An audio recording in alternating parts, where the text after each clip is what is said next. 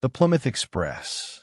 Alex Simpson, an officer in the Royal Navy, boarded the Plymouth Express at Newton Abbot Station. A porter hauled his heavy suitcase into the first-class carriage and made to hoist it onto the luggage rack. "Leave it," the young man stopped him. "Put it here. I'll attend to it myself later." "There you are." "Thank you, sir." Generously tipped, the porter withdrew.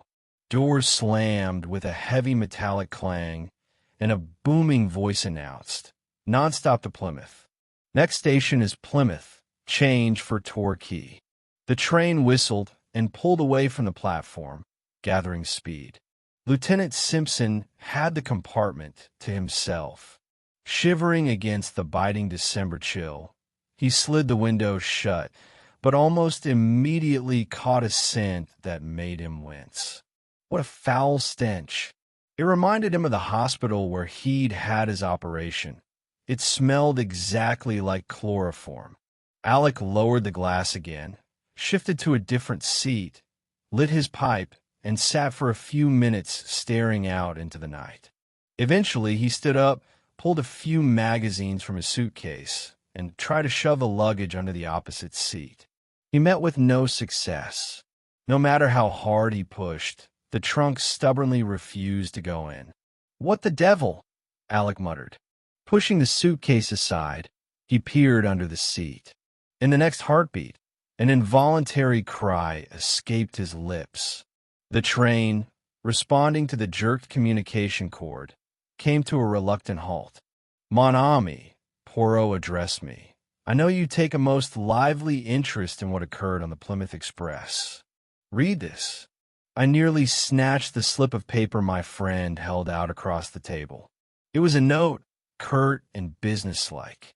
"Dear Sir, I should be much obliged if you would look in upon me at your earliest convenience. Yours faithfully, Ebenezer Halliday." Seeing no connection to the Plymouth Express, I looked at Poirot inquiringly. For an answer, he picked up the morning paper and read aloud. "A gruesome discovery was made yesterday evening in a railway carriage. A naval officer, returning to his post in Plymouth, discovered the body of a young woman stabbed to death under the seat of his compartment. He immediately brought the train to a standstill. The victim appears to be about 30 years of age and was dressed in very fashionable, expensive clothing. Her identity has not yet been established." And further down, Poirot continued, "is a report that the woman found on the Plymouth Express has been identified as the wife of a well-known aristocrat, Rupert Carrington. Is it all clear to you now, my friend? If not, let me explain. Before her marriage, Mrs. Carrington was a Miss Halliday, and her father, Ebenezer Halliday, is the American Steel King. And he turned directly to you? Not bad at all. I once rendered him a service," Poirot replied. "I untangled a rather messy affair involving bearer bonds. Later, at a ceremony in Paris for Her Majesty's visit, which I also attended, I was introduced to Mademoiselle Flossie, la jolie petite pensionnaire, not to mention the jolie duck. An explosive combination, as you can imagine. She very nearly became entangled in a most unfortunate business." "In what way?" "She was pursued by a certain Count de Rochefort. Un bien mauvais sujet. As you say, a black sheep. A scoundrel, nothing more, but he found it easy enough to turn the head of a young, romantic girl. Fortunately, her father discovered the truth in time and whisked her home to America. I heard she married a few years later, but as to the character of her husband, I know nothing.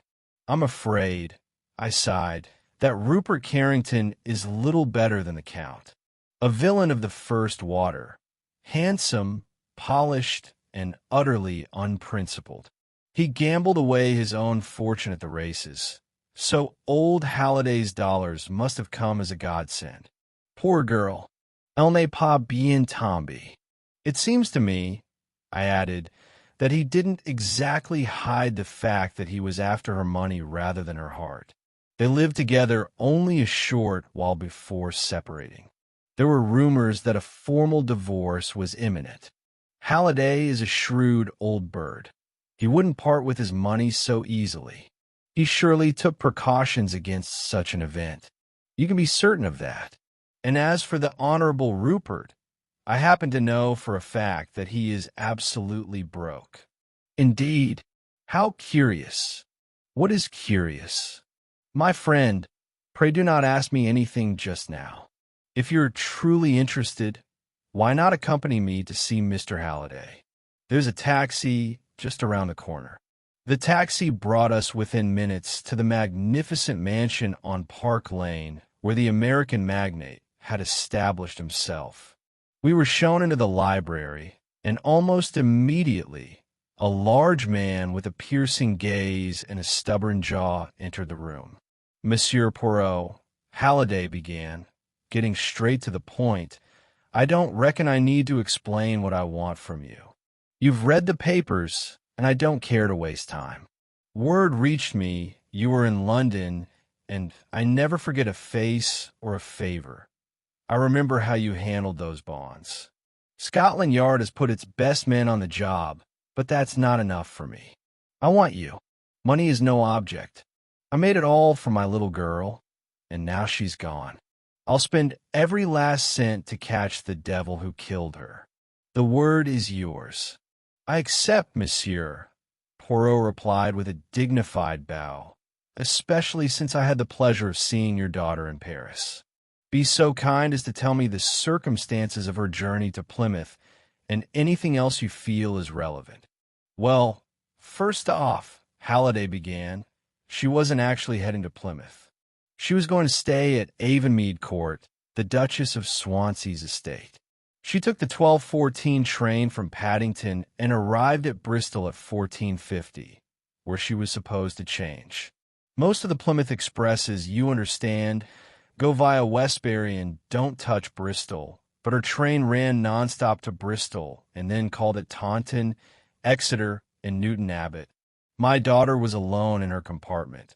I'd reserved the whole thing, while her maid traveled third class in the next carriage. Poirot nodded, and Mr. Halliday continued his account. There was to be a deal of merrymaking at Avonmead Court, several balls and such, so my daughter took nearly all her jewels with her, worth about $100,000. A moment, Poirot interrupted. Who had charge of these jewels? Your daughter or her maid? My daughter always kept them with her, in a blue morocco case. Pray continue, monsieur. At Bristol, the maid, Jane Mason, took the dressing bag and the rug wrap containing Flossie's coats and went to her compartment. To Jane's astonishment, my daughter told her she wasn't getting out at Bristol after all, but was going further on. She told the maid to put the luggage in the station cloakroom and wait for her in the refreshment room until she returned to Bristol on an up train later that afternoon. The maid, though surprised, did exactly as she was told. But up train after up train came in, and her mistress never appeared. When the last train had passed, Jane went to the station hotel for the night. In the morning, she saw the news in the paper and took the first train back to London. Do you have any idea why your daughter's plans changed so abruptly? Well, according to the maid, Flossie wasn't alone in the carriage at Bristol. There was some man there, but he was looking out the window, and his face couldn't be seen. And which way did those windows face? The platform? No, the corridor windows faced the platform. That's where Flossie spoke to the maid. And you are certain? Poirot paused. Rising slightly, he adjusted an inkstand on the table that was sitting at a slight angle. Je vous demande pardon, he continued as he sat back down, but any lapse in symmetry affects my nerves. Yes, I wanted to ask monsieur, are you certain it was this unexpected meeting that caused your daughter to change her plans? It seems the only reasonable explanation to me. Have you any notion who this mysterious gentleman might be? None at all, Halliday replied, though he sounded somewhat hesitant. And who discovered the body? A naval officer. He raised the alarm immediately. There happened to be a doctor among the passengers. He examined the body and said she had first been drugged with chloroform and then murdered. In his opinion, she had been dead for some 4 hours, which would mean the murder took place shortly after the train left Bristol, either before reaching Weston or on the stretch between Weston and Taunton. And the jewel case? The case has vanished, Monsieur Poirot. One more question, monsieur. To whom does your daughter's estate pass? Shortly after her marriage, Flossie drew up a will leaving everything to her husband. I must tell you, Monsieur Poirot, Halliday continued after a brief hesitation, that my son-in-law is a scoundrel without a conscience. My daughter was prepared to follow my advice and formally divorce him. It would have been a simple enough matter. I had seen to it that the fellow couldn't lay a finger on Flossie's fortune during her lifetime. However, though they had lived apart for years, she frequently gave him money to avoid a scandal. I was determined to put an end to such nonsense.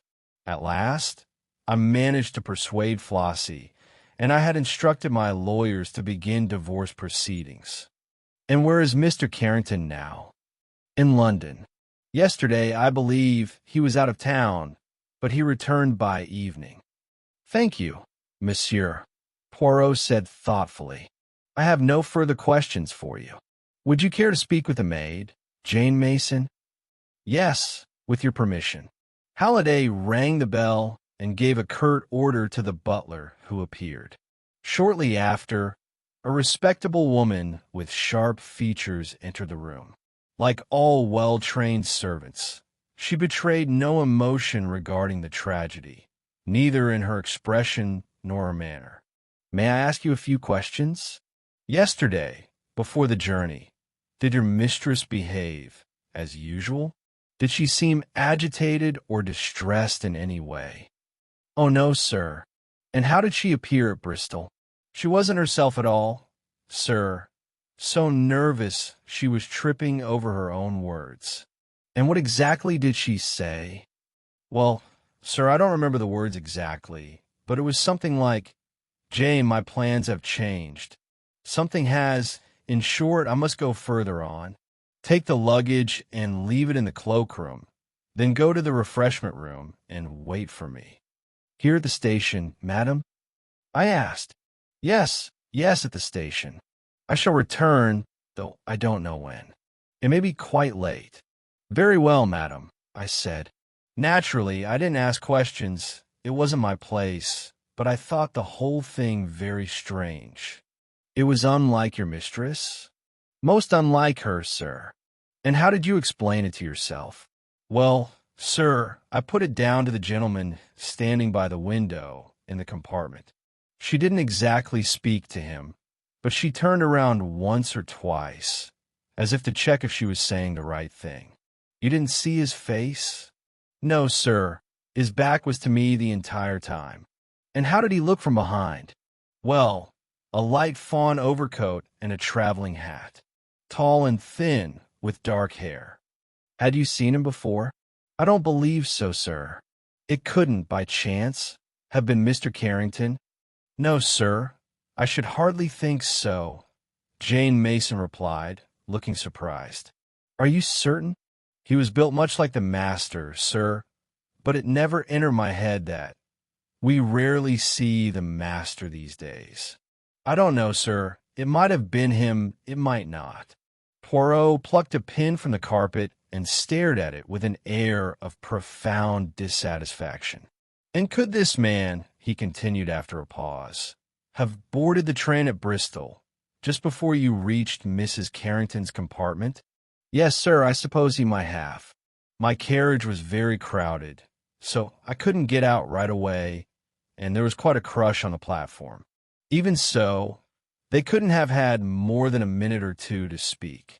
I just assumed he had come from another compartment. Very possible. Poirot frowned, lost in thought. And tell me, do you know how your mistress was dressed? I read something in the papers, but I prefer your account. She wore a white fox for her hat, sir, with a white spotted veil, and a blue frieze suit, of the shade they call electric blue, sir. Humph, rather striking, Poirot murmured. Exactly, Mr. Halliday interjected. Inspector Japp hopes that will help establish the scene of the crime. Anyone who saw her would remember her instantly. Precisement. Thank you, mademoiselle. The maid withdrew. Well, Poirot rose energetically from his chair. We have done all we can here. There is only one thing I must ask of you, monsieur. Tell me everything. Everything without concealment. I have told you everything. Are you certain? Absolutely certain. Then there is nothing more to say. I must decline the investigation. Why? Because you're not being frank with me. Now look here. You are hiding something from me. After a moment's hesitation, Halliday drew a sheet of paper from his pocket and handed it to my friend. I suppose you mean this letter, Monsieur Poirot, though I'll be hanged if I know how you guessed it.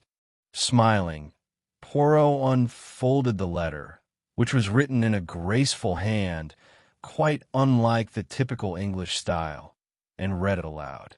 Cher madam, the letter began. It is with inexpressible delight that I anticipate the bliss of seeing you again. After your most gracious reply to my letter, I can scarcely contain my impatience. I have not forgotten those days in Paris.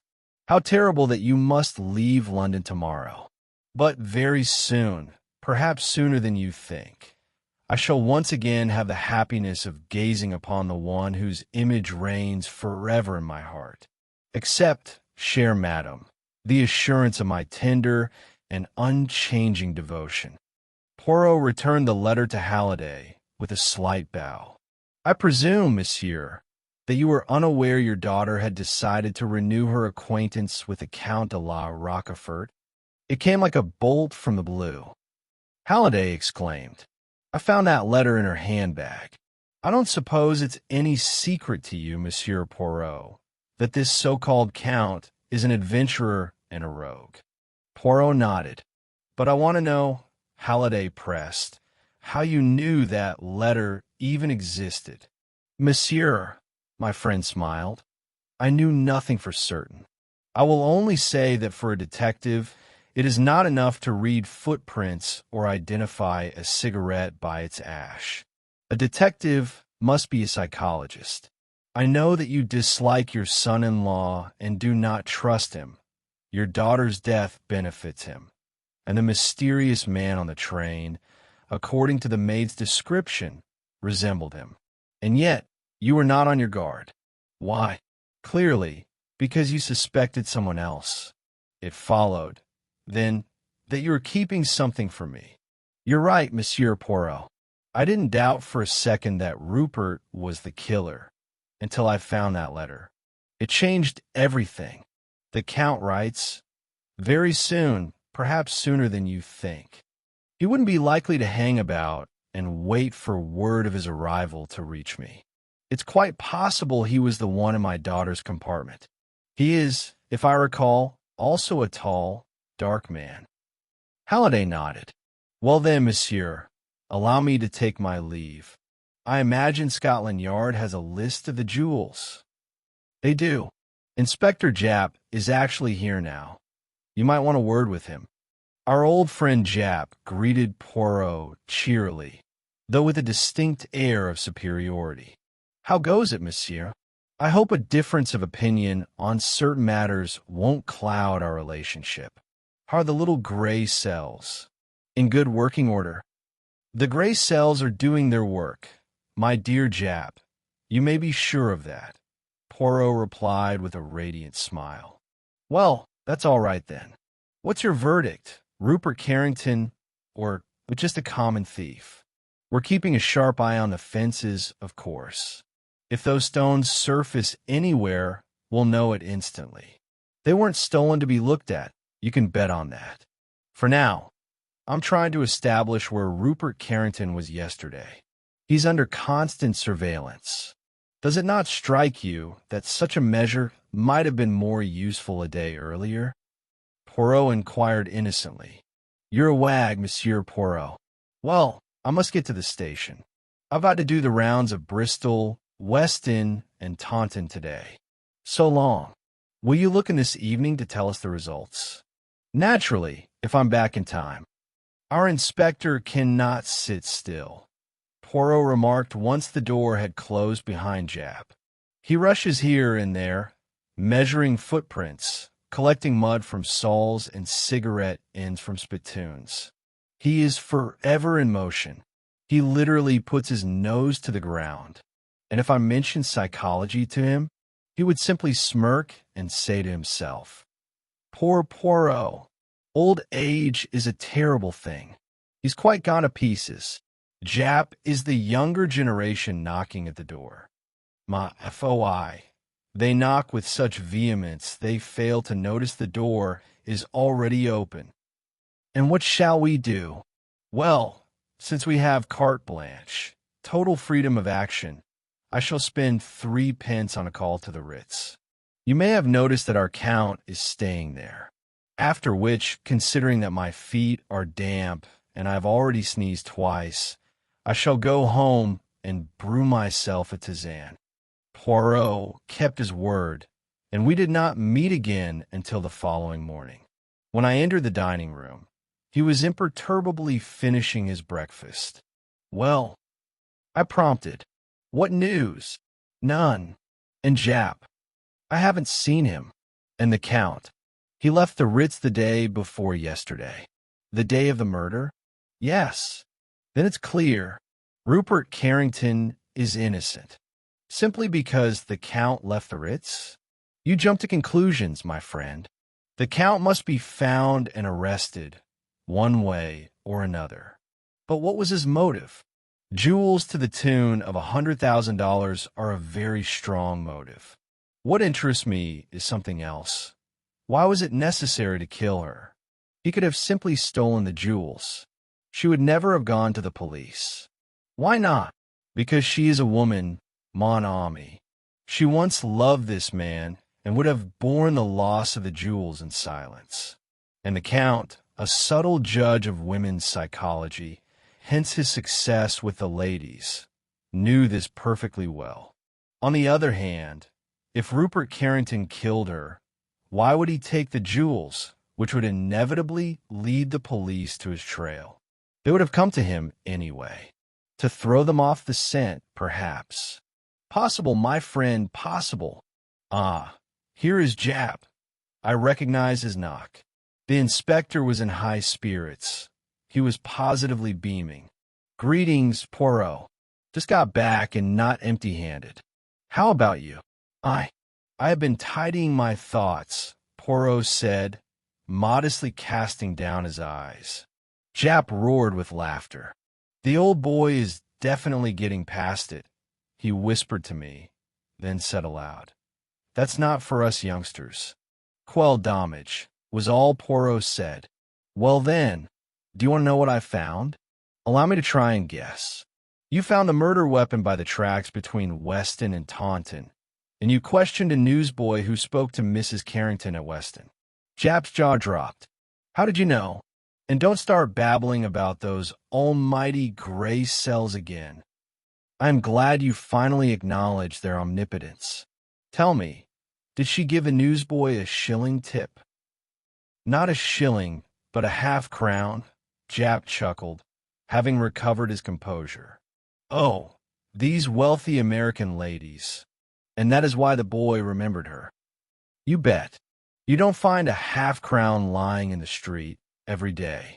She called him over and bought 2 magazines. One of them had a photo of a girl in blue on the cover.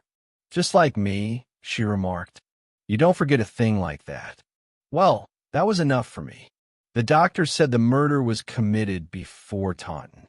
I figured they'd want to get rid of the knife immediately, so I searched the tracks. Sure enough, there it was. I made inquiries about our suspect in Taunton, but it's a big station. I didn't expect anyone to notice him. He's likely back in London by now. Most likely, Poirot nodded. But there was more news waiting for me in London. The jewels have surfaced. Last night, a regular client of ours pawned Mrs. Carrington's emerald. Who do you think it was? I do not know, but I am certain he is a man of small stature. Right on the money again. Japp stared at Poirot. He's a little fellow, all right. It's Red Narky. And who is Red Narky? I inquired. A thief, a specialist in stones, and not above a bit of murder, either. Usually works with his girl, Gracie Kidd, but she seems to have sat this one out, unless she's already hopped over to Holland with the rest of the haul. Have you arrested this Narky? Of course, but we're still looking for the other one, the man who was with Mrs. Carrington on the train. He likely set the whole thing up. But Narky isn't talking. A green spark flickered in Poirot's eyes. I believe, he said modestly, that I can find Narky's accomplice. Another one of your ideas? Japp squinted at him suspiciously. It's a wonder how you pull it off at your age with those ideas of yours. Luck of the devil, I call it. Perhaps, my friend murmured. Hastings my hat. And the brush, if you please. Ah, and I had best wear my galoshes. The rain continues, and I would not want the effects of my design to go to waste. Au revoir, Japp. Good luck to you. Poirot hailed a taxi, and we set off for Park Lane. When we reached Halliday's mansion, my friend hopped out, paid the fare, and rang the bell. He whispered something to the butler, and we were immediately shown upstairs to a small, neat bedroom. Poirot's gaze swept the room and settled on a black suitcase. Dropping to his knees, he examined the labels and pulled a length of wire from his pocket. Ask Mr. Halliday to do us the favor of coming up here. He tossed over his shoulder to the butler. The butler withdrew while Poirot's skillful hands worked the lock. With a few deft movements, the lid snapped open, and he began rummaging through the trunk, tossing its contents onto the floor one by one. Heavy footsteps sounded on the stairs, and Mr. Halliday burst into the room. "What on earth are you looking for?" he demanded, staring at the wreckage. "These items, monsieur." Poirot pulled a blue frieze suit and a white fox hat from the suitcase. "What are you doing in my trunk?" I turned to see the maid, Jane Mason, standing in the doorway. "Be so kind, Hastings, as to close the door and stand with your back to it." "Thank you. And now, Mr. Halliday, allow me to introduce you to Gracie Kidd, alias Jane Mason, who will soon be reuniting with her accomplice, Red Narky, in the custody of Inspector Japp." It was all quite simple, Poirot said with a dismissive wave of his hand later, as he helped himself to some caviar. To begin with, I was struck by how much the maid insisted on the details of her mistress's clothing. Upon reflection, I realized that we only had her word for the mysterious stranger at Bristol. As for the doctor's evidence, Mrs. Carrington could easily have been killed before reaching Bristol. But if that were the case, the maid had to be an accomplice, and an accomplice would seek to bolster her story.